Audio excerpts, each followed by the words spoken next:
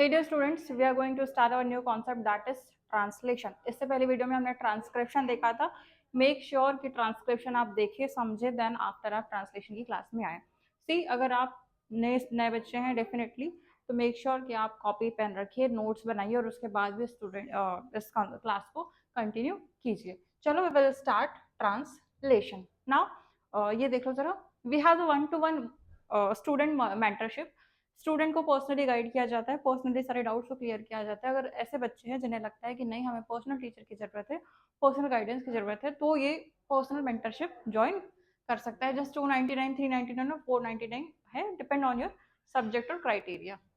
चल नाउ, अच्छा, ये एक चीज़ इसको क्लियर करते हैं कि इससे पहले जो हमने देखा था transcription, you must aware about transcription and translation. दोनों में डिफरेंस क्या है, ट्रांसक्रिप्शन किस में होता है और ट्रांसलेशन किस में होता है. हमने दोनों कंसेप्ट तो पढ़ लिए हैं, लेकिन हम यूकेरियोट्स जो हमारे किस में होंगे, यूकेरियोट्स हम देखेंगे हमारे ह्यूमंस में, प्लांट्स में, इन सब, ये सब किस में आएंगे, यूकेरियोट्स में. तो यूकेरियोट्स में अगर ट्रांसक्रिप्शन होगा तो न्यूक्लियस के अंदर होगा. ठीक है, मतलब डीएनए से एमआरएनए बन रहा है तो न्यूक्लियस के अंदर. लेकिन ट्रांसलेशन अगर यूकेरियोट्स में हो रहा है तो फ्री साइटोप्लाज्म में होगा, मतलब साइटोप्लाज्म के में अंदर होगा, या फिर आप बोलो राइबोसोम के ऊपर. क्लियर, इस कॉन्सेप्ट को याद रखना. मतलब ट्रांसक्रिप्शन में एमआरएनए से जब न्यूक्लियस, एमआरएनए से डीएनए से जब एमआरएनए बनेगा, फिर ये न्यूक्लियस से बाहर आ जाएगा. ठीक है, और अगर ट्रांसलेशन की बात करें तो साइटोप्लाज्म में जाकर प्रोटीन बनाता है और फिर एट लास्ट आपका ट्रांसलेशन स्टार्ट होगा. ठीक है, इसको याद रखना. लेकिन अगर यही चीज मैं प्रोकैरियोटिक सेल्स, बैक्टीरिया की बात करूं, तो यहाँ पे कोई प्रॉपर न्यूक्लियस नहीं रहेगा, कोई प्रॉपर न्यूक्लियस नहीं है. तो ट्रांसक्रिप्शन और ट्रांसलेशन दोनों ही आपके साइटोप्लाज्म में होंगे. इसी प्रोसेस, ये प्रोसेस साथ में होगी. दैट्स वाई यहाँ पे हमारा सिर्फ साइटोप्लाज्म होगा, क्योंकि कोई प्रॉपर न्यूक्लियस नहीं है. ठीक है, इस एटलीस्ट ये बेसिक कंसेप्ट को आप याद रखेंगे. एक प्रोसेस अगर साइमल्टेनियसली मतलब एक साथ, तुरंत, ठीक है, एक साथ ये प्रोसेस होगी. नाउ आगे देखो, we have start the translation. Translation में व्हाट यू हैव, फर्स्ट आप पढ़ेंगे चार्जिंग टीआरएनए, इनिशिएशन, इलॉन्गेशन और termination. These are very easy. ठीक है, अगर आप बहुत इजीली सिंप्लीफाई करके पढ़ाऊंगी आज, एटलीस्ट आपके डाउट्स इस बार पूरे क्लियर हो ही जाएंगे. देखो, चार्जिंग ऑफ टीआरएनए मतलब टीआरएनए को चार्ज करना. कैसे चार्ज होगा, देखो जरा. We have 4 steps, charging of tRNA, initiation, elongation, termination. लेकिन एक चीज देखो कि हमारे ट्रांसलेशन में सीक्वेंस ऑफ कोडॉन रहेंगे, जिसको बोलेंगे एमआरएनए, जो सिर्फ रीड करने का काम करेगा. ठीक है, लाइक एयूजी, एजीसी, ये सब रीड करेंगे. ठीक है, जो आपका टीआरएनए था, एडाप्टर मॉलिक्यूल्स, जो हमने ट्रांसक्रिप्शन में देखा था, वो क्या ब्रिंग करेगा, एमिनो एसिड, और एमिनो एसिड फिर बाइंड करेगा आपका पॉलीपेप्टाइड चैन से, जिसको हम क्या बोलेंगे, प्रोटीन का फॉर्मेशन. ठीक है, ये कोर कॉन्सेप्ट, बेसिक कॉन्सेप्ट याद रखना. ठीक है, चलो आगे बढ़ो. अभी देखो, we have first the charging of tRNA, that is charging of tRNA, या फिर आप बोलो charging of amino acetylation of tRNA. यहाँ पर क्या होगा, पेप्टाइड बॉन्ड को फॉर्म होने के लिए एनर्जी की रिक्वायरमेंट होगी. ठीक है, अब एनर्जी की रिक्वायरमेंट होगी तो हम कहाँ से लाएंगे, एटीपी से, जो एडीपी प्लस फॉस्फेट ग्रुप से फॉर्म होगा. फॉर दिस एमिनो एसिड्स को एक्टिवेट कर होना पड़ेगा. ये हमारे एक्टिवेटेड एमिनो एसिड्स है. अब एक्टिवेटेड एमिनो एसिड्स आएंगे, ठीक है, एटीपी के साथ, और लिंक्ड होंगे cognate tRNA in the presence of amino एसिडल tRNA synthesis, जिसकी वजह से ये हमारा टीआरएनए है चार्ज होगा और बाइंड करेगा. समझ में आई बात. देखो जरा, ये मेरा एक टायरोसिल का अमीनो एसिड है. क्या है, ये मेरा टायरोसिल का अमीनो एसिड है. ठीक है, ये मेरा अमीनो एसिड है जो एक्टिवेटेड फॉर्म पे है. ठीक है, in the presence of activated amino acid. ठीक है, जो यहाँ पर इसके लिए है. ये मेरा टीआरएनए है और ये मेरे क्या है, एंटीकोडॉन्स. ये मेरे क्या है, एंटीकोडॉन्स है. ठीक है, अब in the formation of ATP, that is ये ब्रेक होगा, एटीपी प्लस फॉस्फेट ग्रुप, इसके साथ क्या होगा, ये बाइंड करेगा चार्ज होकर. ठीक है, इतना करके जैसे चार्ज होगा, ये मेरा टायरोसिल टीआरएनए और ये मेरा एक्टिवेटेड एमिनो एसिड दोनों ही आके बाइंड किए. ठीक है, किसमें, आपके टायरोसिल अमीनो एसिड में, और एट लास्ट आपके टीआरएनए चार्ज टीआरएनए और अमीनो एसिड रिलीज हो जाएंगे. That is known as the charging of tRNA. समझ में बात. क्या हुआ, मेरे पास एक्टिवेटेड अमीनो एसिड्स है, टायरोसिल टीआरएनए है. टायरोसिल टीआरएनए में नीचे एंटीकोडॉन्स है जो कोडॉन के लिए काम करेंगे। ये दोनों एटीपी के फॉर्मेशन के थ्रू बाइंड होंगे। अब जब बाइंड होंगे तो ये चार्ज हो चुके होंगे, चार्ज होने के बाद ये बाइंड हुए, बाइंड होने के बाद ये फिर क्या होंगे, टीआरएनए और चार्ज एमिनो एसिड रिलीज हो जाएंगे। These are the concept of what, charge tRNA. ठीक है, याद रखना। चलो ये देखो ट्रांसलेशन कैसे होता है। जैसे ये जी है ना, ये अभी इस फॉर्म पे है, फिर नेक्स्ट ये इस फॉर्म पे होगा, लाइक इस टाइप से ये चार्ज होते रहता है। ठीक है, ये मेरा क्या है, देखो ये मेरी अमीनो एसिड की चैन है, this is a chain of amino acid. देखो जरा, ये मेरी अमीनो एसिड की चैन है। ठीक है, और इस तरीके से वेलिन आया, फिर सीरम आएगा, फिर ग्लाइसिन आएगा, इस तरीके से आगे बढ़ के चार्ज होते रहता है। ठीक है, इसको याद रखो। अभी आगे देखो कि ये मेरा जब आगे बढ़ते जाएगा, ठीक है, ये इधर से आएगा, ये इधर से जाएगा, व्हाट, टीआरएनए मेरे इधर से आएगा, टीआरएनए मेरा इधर से आएगा और मेरा इधर से जाएगा। दैट इज, देखो यू यू ए आया और ए जी जी से करके निकलते जाएगा, तो इसको बोलेंगे ट्रांसलेशन। ट्रांसलेट होते जा रहा है और ये मेरा राइबोसोम का मॉलिक्यूल है। तो किस में हो रहा है, ये राइबोसोम के ऊपर, बताया था मैंने। ये मेरा एमआरएनए है, ठीक है, 5' 3' एंड का। अब इसमें कंसेप्ट को समझो, जो एमआरएनए होगा वो किसके लिए होगा, जेनेटिक कोड के लिए। टीआरएनए मेरे किसके लिए होंगे, एमिनो एसिड के लिए। ठीक है, टीआरएनए मेरे किसके लिए है, एमिनो एसिड के लिए। Ribosome it is the site of protein synthesis. ठीक है, ribosome is the site of protein synthesis, ये आपको याद रखना है। और एमिनो एसिड्स क्या है, these are the building blocks of protein. ये है सब बिल्डिंग ब्लॉक्स ऑफ, ये सब प्रोटीन के बिल्डिंग ब्लॉक्स है। कंसेप्ट को आपको याद रखना होगा। Clear, mRNA is for the genetic code, tRNA is for amino acid, ribosome is for the site of protein synthesis, और अमीनो एसिड आपके क्या है, बिल्डिंग ब्लॉक्स है किसके, आपके प्रोटीन्स के। ठीक है, clear, this are the translation. चलो आगे देखो, first we will start what, initiation, charging of tRNA. अब टीआरएनए को चार्ज करने के बाद हम क्या करेंगे, इनिशिएशन, दैट इज स्टार्ट होगी यहाँ से चीजें, मतलब यहीं से आपका ट्रांसलेशन स्टार्ट होगा। ट्रांसलेशन कैसे स्टार्ट होगा देखो जरा, चलो ट्रांसलेशन यहाँ से आपका स्टार्ट होगा। Now it begins at the 5' end of mRNA in the presence of initiation factor। मतलब there is initiation factor, starting factor, जहाँ पर आपका 5' end से आपका, हमने देखा था mRNA में कैसे स्टार्ट हुआ था 5' end से, तो यहाँ से आपका इनिशिएशन स्टार्ट होगा। अब वो जो mRNA रहेगा वो छोटी छोटी सब यूनिट से बाइंड करेगा, ठीक है, ऑफ राइबोसोम। ठीक है, अब जो लार्ज सब यूनिट रहेगा किससे बाइंड करेगा, स्मॉल सब यूनिट से, to complete the initiation complex. ठीक है, बाइंडिंग होगी और इनिशिएशन स्टार्ट होगा। अभी देखो, लार्ज सब यूनिट के पास दो बिल्डिंग साइट्स थे, दो बाइंडिंग साइट्स थे टीआरएनए की, जिसको हम बोलेंगे amino acetyl tRNA, A site and polypeptide site P site. मतलब what we have, A and P site. ठीक है, ए साइट में क्या होगा आपका एमिनो एसिटिल टीआरएनए और पी साइट में आपका पेप्टिडाइल आपकी साइट रहेगी। ठीक है, अब जो हमारे इनिशिएशन कोडॉन रहेंगे मिथ्योनिन, वो क्या होगा आपका AUG, वेरी इंपॉर्टेंट, जिसकी वजह से अब आपका methionyl tRNA complex would have UAC at the anticodon sites. समझ रही बात, मतलब अभी यहाँ से इनिशिएशन आपका स्टार्ट होगा with the presence of what, methionine. Methionine क्या है आपका AUG। सो मिथ्योनिल टीआरएनए, इसलिए मिथ्योनिल टीआरएनए कॉम्प्लेक्स का एंटीकोडॉन साइट पर UAC होते हैं। मतलब यहाँ पर आपके लार्ज सब यूनिट या फिर बोलो लार्ज राइबोसोमल सब यूनिट्स आपके ज्वाइन करेंगे। ठीक है, देखो अभी क्या होगा, ज्वाइन कर लिया, अब ज्वाइन करने के बाद इलॉन्गेशन होगा, मतलब धीरे धीरे चैन आपकी बड़ी होते जाएगी। देखो यहाँ पे आपकी पॉलीपेप्टाइड चैन लंबी होती जाएगी, बड़ी होती जाएगी।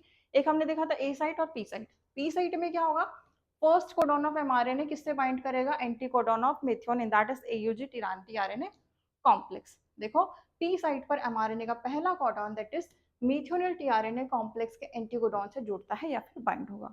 अभी देखो दूसरा जो था A site, A site that is amino acid tRNA complex appropriate amino acids में एंटर करेगा राइबोसोम में, ए साइट से अटैच होगा।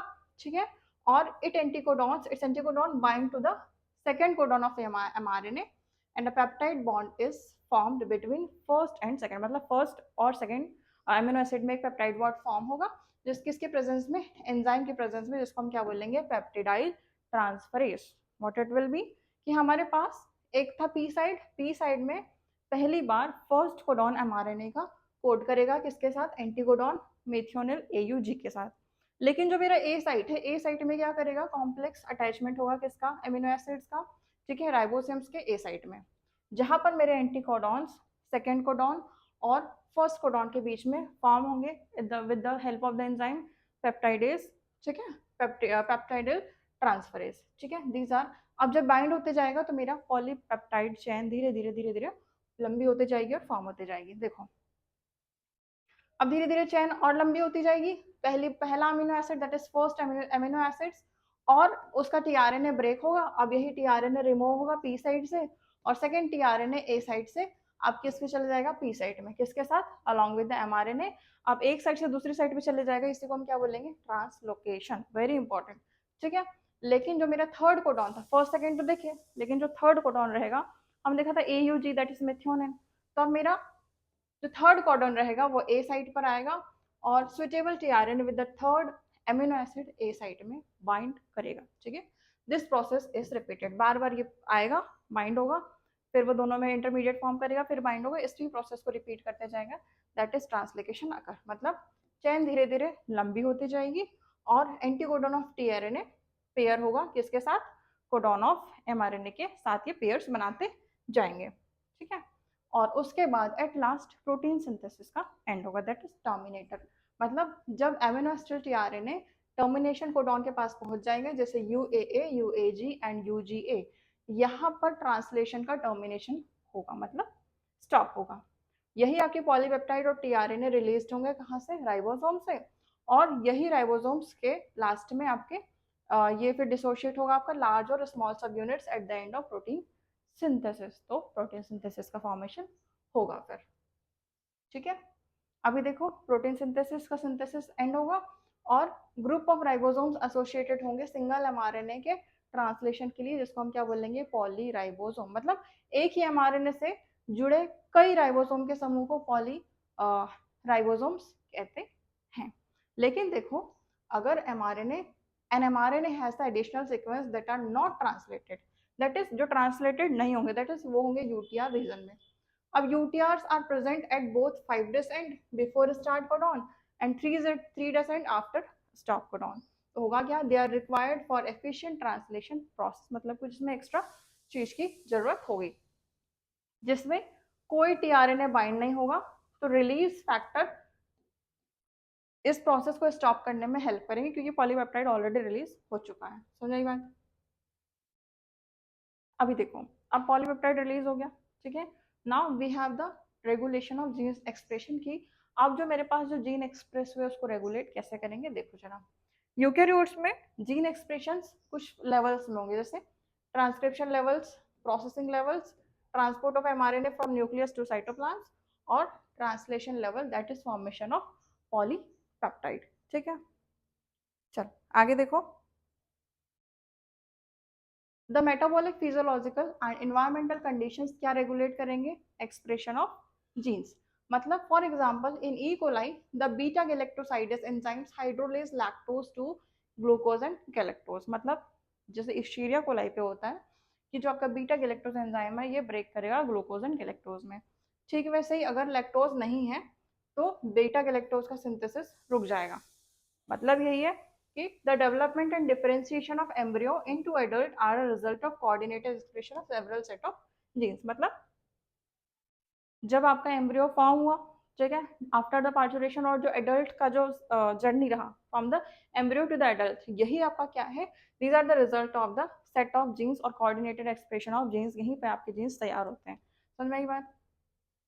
चलो अगर सबस्ट्रेट हमने ऐड किया, ठीक है, कोई मीडियम ऑफ बैक्टीरिया में, तो set of genes is switched on to the metabolized, मतलब स्विच ऑन हो जाएगा अगर वो अपने सब्सटेंस ऐड किया है तो, अदरवाइज वो नॉर्मली ऑफ ही रहेंगे। इसी को हम क्या बोलेंगे, इंडक्शन। लेकिन कोई product that is metabolic product हमने ऐड किया तो ये जीन्स आपके प्रोड्यूस्ड होंगे टर्न ऑफ। समझ आई बात। और इसी को हम क्या बोलेंगे, रिप्रेशन। कोई मेटाबॉलिक प्रोडक्ट अगर हम ऐड करते हैं तो फिर वो ऑफ हो जाएंगे और इसी को बोलेंगे रिप्रेशन। इंडक्शन और रिप्रेशन क्लियर आपको होना चाहिए। अगर कोई ग्रोथ मीडियम दे रहे हैं तो इंडक्शन होगा, और कोई ग्रोथ मीडियम नहीं दे रहे, नॉर्मली कोई मेटाबॉलिक प्रोडक्ट दे रहे हैं तो वो अपने आप को ऑफ करेगा, दैट इज रिप्रेशन।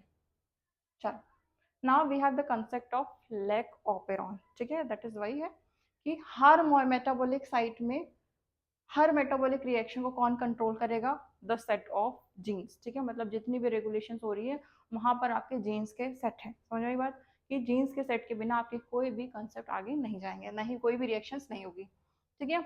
सारे genes, all the genes regulating a metabolic reaction जिसके पास एक ओपेरॉन होगा। Now what do you mean by operon? It will be lac operon, TRP operon, ara operon, his operon and well operon. इस तरह के बहुत सारे ओपेरॉन होते हैं, लेकिन हमारे कंसेप्ट में क्या है, लैक ओपेरॉन, तो हम लैक ओपेरॉन पढ़ेंगे। जब आप हायर क्लासेस में जाएंगे, जब आप हायर स्टडी करेंगे मेडिकल्स की, तो हम इसको और बहुत ज़्यादा डिटेल्स में पढ़ेंगे। चलो पहले हम बात करते हैं, क्योंकि हमारे कॉन्सेप्ट में सब क्या है, लैकोपेरॉन इकोलाई के बारे में। तो ये जो लैकोपेरॉन रहेगा ये क्या कंट्रोल करेगा, लैक्टोज को कंट्रोल करेगा। सिर्फ लैक्टोज की ही कहानी है इस पूरे लैकोपेरॉन में। चलो पहले ये देखो, we have the components of lac operon. एक होगा हमारे पास structural gene, promoter, operator, regulator, इतने चारों का ही काम है पूरे लैकोपेरॉन के कॉन्सेप्ट में। अगर हमारे पास स्ट्रक्चरल जीन्स में लेक जेड है तो ये बीटा गैलेक्टोज जो लैक्टोज को ब्रेक करेगा, कौन, आपका लैक्टोज जेड। अगर लैक्टोज वाई है तो ये परमिएस होगा, लैक्टोज को सेल के अंदर लाने का काम करेगा, कौन, लैक्टोज वाई। लैक्टोज ए क्या करेगा, ट्रांस एसिटिलेज का काम करेगा। समझ आई बात, लेक्स जेड, वाई और ए तीनों के काम आपके जरूरी है। अभी देखो प्रमोटर, जहां पर आरएनए पॉलीमराइज बाइंड होगा, ठीक है, जहाँ पे आपके आरएनए पॉलीमरेज बाइंड करेंगे, कौन, प्रमोटर के थ्रू। ऑपरेटर जो ऑपरेट करेगा या तो स्विच ऑन या तो स्विच ऑफ, कौन करेगा, आपका ऑपरेटर। फिर एक होगा आपका रेगुलेटर जीन, जो क्या करेगा, मेक अ रिप्रेशर प्रोटीन, मतलब चीजों को वो ऑफ ही करेगा सीधे, और एक रिप्रेशर प्रोटीन तैयार करेगा, कौन, आपका रेगुलेटरी जीन। वर्किंग भी देख लो शॉर्ट फॉर्म पे, फिर हम इसको डिटेल में देखते हैं। एक मेरे पास केस होगा कि जहां पर लैक्टोज है ही नहीं, और एक मेरा केस होगा जहां पर लैक्टोज है। अगर मेरे पास लैक्टोज एब्सेंट है, मतलब नहीं है, तो ये जो रिप्रेशर है ये प्रोटीन बाइंड करेगा किस पे, ऑपरेटर के साथ। तो जीन्स टोटली पूरे ऑफ रहेंगे, ठीक है। और यही आरएनए पॉलीमरेज फिर आगे नहीं बढ़ेगा, क्यों, क्योंकि मेरे पास लैक्टोज है ही नहीं, जिसकी वजह से जीन्स भी ऑफ रहेंगे और कोई भी यहाँ पे एंजाइम्स नहीं फॉर्म होगा अगर लैक्टोज ऑफ है, मतलब लैक्टोज में नहीं प्रेजेंट है तो। लेकिन अगर लैक्टोज प्रेजेंट होता है, सेकंड नंबर के केस देखो, अगर लैक्टोज प्रेजेंट होता है तो यही लैक्टोज जिसको हम बोलते हैं एलोलैक्टोज, एक्चुअल में ये किससे बाइंड करेगा, रिप्रेसर से, ठीक है। तभी क्या हुआ था, रिप्रेसर बाइंड किया था ऑपरेटर से, क्योंकि हमारे जीन्स वगैरह सब ऑफ थे। लेकिन अभी यहाँ पे लैक्टोज है तो लैक्टोज एक्चुअल में किससे बाइंड करेगा, रिप्रेसर से। रिप्रेसर अपने आप को इनएक्टिव करेंगे और फिर ऑपरेटर आपके फ्री हो जाएंगे, मतलब फिर ऑपरेटर काम करेंगे। इसका मतलब क्या होगा, यहाँ पर आरएनए पॉलीमरेज काम करेगा, ठीक है, जीन्स हमारे यहाँ पे ऑन रहेंगे, और फिर लैक्टोज आपके ब्रेक होके एंजाइम्स का फॉर्मेशन करेंगे, दैट इज एंजाइम्स बनाएंगे, कौन, समझ आई बात। लैक्टोज ऑफ है तो क्या हुआ, लैक्टोज ऑन है तो क्या हुआ, ये कॉन्सेप्ट को आप याद रखेंगे लैक्टोज एक्चुअल में। इन शॉर्ट अगर देखा जाए, अगर आपके पास लैक्टोज आते हैं तो सिस्टम ऑन रहेगा, लैक्टोज नहीं है तो सिस्टम ऑफ रहेगा, ठीक है। वेरी सिंपल, बहुत ईजी कॉन्सेप्ट में बता रही हूँ कि अगर लैक्टोज आ रहे हैं हमारे पास, लैक्टोज है तो सिस्टम ऑन, लैक्टोज नहीं है तो सिस्टम ऑफ। इसी को बोलते हैं इंड्यूसिबल ऑपरेटर। समझ में ये बात, जो हमने देखा था इंड्यूसिबल और रिप्रेसिव। इसका मतलब नॉर्मली ये ऑफ ही रहेंगे, लेकिन अगर लैक्टोज आ रहा है, लैक्टोज का फॉर्मेशन हो रहा है, तो ये ऑन अपने आप को करेंगे। समझ में आई बात, that is the concept of lac operon. देखो जरा इसको, ये मेरा क्या है, एक साइट है, ठीक है। अब मेरी एक साइट है किसकी, लेगोपेरॉन की, ठीक है, PIPOZY, ठीक है। ये आपको सबको पता होना चाहिए, P is promoter, I inducible, ठीक है, फिर P क्या है, फिर O क्या है, Z क्या है, Y क्या है, ये सब lake Y lake Z lake Y lake A, ये तो पता है आपको, ठीक है। अभी मेरे पास इंड्यूसर्स कोई भी नहीं है, ठीक है, in the absence of inducers, ठीक है। ये इंड्यूसर से मेरा क्या फॉर्म किया, रिप्रेसर आरएनए, ठीक है। रिप्रेसर आरएनए कोई भी काम नहीं करेगा, पर अपने आप को रिप्रेसर में फॉर्म किया, ठीक है। इसका मतलब क्या, अब ये मेरा रिप्रेसर किससे बाइंड करेगा, ऑपरेटर से। हमने भी पढ़ा था, repressor bind to the operator region and prevents RNA polymerase from transcription the operon. ये मेरा रिप्रेशर किससे कन्वर्ट हुआ, बाइंड हुआ ऑपरेटर से, जिसकी वजह से आगे जो मूवमेंट होगा या आगे जो वर्किंग होगी वो नहीं होगी, वो टोटली ऑफ कर देगा, ठीक है, जिसकी वजह से आगे ट्रांसक्रिप्शन ना हो, आरएनए पॉलीमरेज काम नहीं करेगा। लेकिन दूसरी बार में अगर मेरे पास इंड्यूसर प्रेजेंट है, ठीक है, ये मेरा इंड्यूसर है, ठीक है। दूसरी बार में देखो आई ने mRNA फॉर्म किया इंड्यूसर ने, ये मेरा आपका फॉर्म हुआ रिप्रेसर, रिप्रेसर में हमने क्या ऐड किया, इंड्यूसर। तो इंड्यूसर अपने आप को इनएक्टिव करेगा, फिर वो काम करने के लिए देगा। अब चूंकि इंड्यूसर ने अपने आप को इनएक्टिव कर दिया तो ये क्या फॉर्म करेगा, लेक mRNA। ठीक है, क्योंकि अगर रिप्रेसर होता तो बाइंड हो जाता, लेकिन हमने इंड्यूसर दे दिया, अपने आप को इनएक्टिव कर लेगा, इनएक्टिव कर लेगा तो यहाँ पे बाइंड नहीं होगा और यहाँ पे बाइंड नहीं होगा, तो आपके lake ZYA lake mRNA form करेंगे। और क्या फॉर्म करेंगे, बीटा गैलेक्टोसाइडेज जो लेक ऑपेरॉन को ब्रेक करेंगे, परमिएस और ट्रांस एसिटिलेज ट्रांसलेशन के बाद ये सारे फॉर्म होंगे। क्लियर। अगर आपके पास इंड्यूसर नहीं है तो वो ऑपरेटर से बाइंड करेगा जिसकी वजह से आगे फॉर्मेशन ना हो, और अगर आपकी इंड्यूसर्स प्रेजेंट है तो वो इंड्यूसर्स इसको इनएक्टिव कर देगा जिसकी वजह से ऑपरेटर के पास नहीं पहुंच पाएगा। तो लेक ऑपेरॉन अपना काम करेगा और क्या फॉर्म करेगा, beta galactosidase permease trans acetylase. ठीक है, यही बीटा गैलेक्टोसाइडेज आपके break lactose, it will break to lactose, यही लैक्टोज को आपको लैक्टोज को ब्रेक करता है, कौन, आपका बीटा गैलेक्टोसाइडेज। क्लियर, इतना होप सो क्लियर होना चाहिए। ठीक है, अभी देखो ये वही है रेगुलेटरी इनहिबिटर जिसमें जीन्स होंगे कोड फॉर द रेप्रेसर। फिर देखो 3 स्ट्रक्चरल जीन होगा, मैंने अभी पढ़ाया था, जेड जीन, वाई जीन और ए जीन। जो मेरा जेड रहेगा code for the beta galactosidase hydrolyse lactose to galactose and glucose, glucose and galactose में फॉर्म करेगा। वाई जीन परमिएज के लिए काम करेगा, permeability of the cell to glucose increase करेगा, मतलब सेल की परमिएबिलिटी इंक्रीज करेगा। A gene trans acetylase translation का काम करेगा, अभी हमने देखा। ठीक है, आप कंसेप्ट इजी हो गया, बहुत समझ में आया होगा अभी। ठीक है, यही जीन आपके ऑपरेशन फंक्शन के साथ काम करते हैं, सेम और रिलेटेड मेटाबॉलिक पाथवे में। There is an operator region for each operon, हर ऑपेरॉन के कंसेप्ट में एक ऑपरेटर रहता ही है कि ऑपरेटर ही चीजों को मैनेज करेगा। ठीक है, स्विच ऑन और ऑफ का। ठीक है, अगर लैक्टोज नहीं है मतलब इंड्यूसर नहीं है तो लेक ऑपेरॉन स्विच्ड ऑफ ही रहेगा। ये कर्नाटका 2013 का क्वेश्चन है। ठीक है, अगर रेगुलेटर जीन सिंथेसाइज mRNA हुआ तो वो क्या प्रोड्यूस करेगा, रिप्रेसर प्रोटीन। ठीक है, मतलब रेगुलेटर जीन आपका क्या फॉर्म करेगा फिर एट लास्ट, आपका रिप्रेसर प्रोटीन। और यही प्रोटीन किससे बाइंड करेगा, आपके ऑपरेटर जीन से, और आरएनए पॉलीमरेज को ब्लॉक कर देगा जिसकी वजह से आगे ट्रांसलेशन होगा ही नहीं और लाइकोपेरॉन आगे फॉर्म ना कर पाए। कब, किसके प्रेजेंस में, रेगुलेटरी जीन के। रेगुलेटरी जीन किससे बाइंड करेगा, आपके ऑपरेटर से, और ऑपरेटर बोलेगा आप स्विच ऑफ, आगे कोई फॉर्मेशन नहीं होगा। ठीक है, अगर हमने लैक्टोज को एक ग्रोथ मीडियम प्रोवाइड किया, ठीक है, मान लो मैंने लैक्टोज को कोई ग्रोथ मीडियम दिया, अच्छा मीडियम दिया, तो वो लैक्टोज ट्रांसपोर्ट हो जाएगा किस पे, इकोलाई में, किसके एक्शन पे, परमीज में। अब यही लैक्टोज इंड्यूसर मेरा किससे बाइंड करेगा, रिप्रेसर की साइड से। अब रिप्रेसर की साइड से जब बाइंड वो कर ही लिया तो आगे बढ़ेगा ही नहीं, तो repressor protein can not bind to the operator gene. अब जब ऑपरेटर से जीन नहीं करेगा तो मेरा सिस्टम तो चलेगा ना, ऑपरेटर तो ब्लॉक कर रहा था, अब ऑपरेटर के पास वो पहुंचेगा ही नहीं तो चीजें ऑपरेट होगी। तो यही ऑपरेट जीन फिर फ्री होगा और आरएनए इंड्यूस होंगे polymerase to bind with the promoter gene, जिसकी वजह से ट्रांसक्रिप्शन स्टार्ट होगा और मेरे पास बीटा गैलेक्टोसाइडेज परमिएसिस और आपके ट्रांस एसिटिलिसिस मिलेंगे। ठीक है, these are the concept of regulation of operon by repressor is known as negative regulation। समझ में आई बात?